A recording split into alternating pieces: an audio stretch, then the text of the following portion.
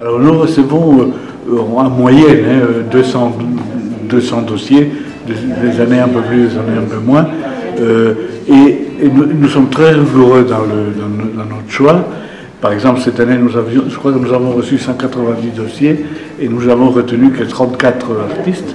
Nous plaçons la barre très haut. Nous ne favorisons pas une tendance plus qu'une autre. Notre seul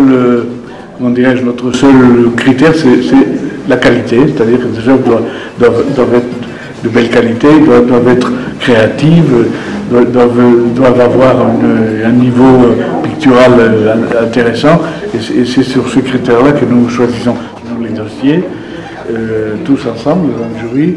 Par la suite, nous faisons un premier choix, nous nous retrouvons dans une deuxième phase pour voir les tableaux, on appelle ça droit de regard, c'est-à-dire que nous revoyons les tableaux là en vrai. À partir de ce moment-là, on fait le choix définitif, on fait l'accrochage et le jury s'est réuni et là on discute, on argumente, il y a des discussions très longues, des fois très passionnées, et pour arriver au consensus de choisir les trois lauréats.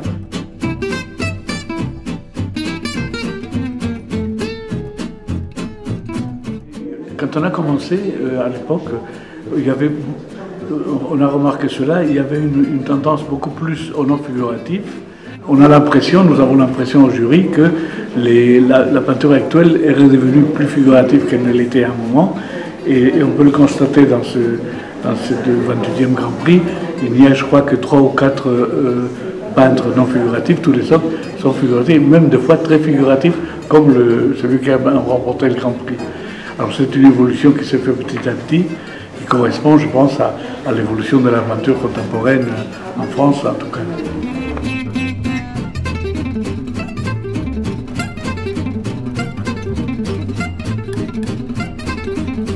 En termes de rayonnement culturel, la ville de Saint-Grégoire a pris le parti, il y a une trentaine d'années maintenant, a pris le parti de favoriser l'épanouissement de l'art contemporain.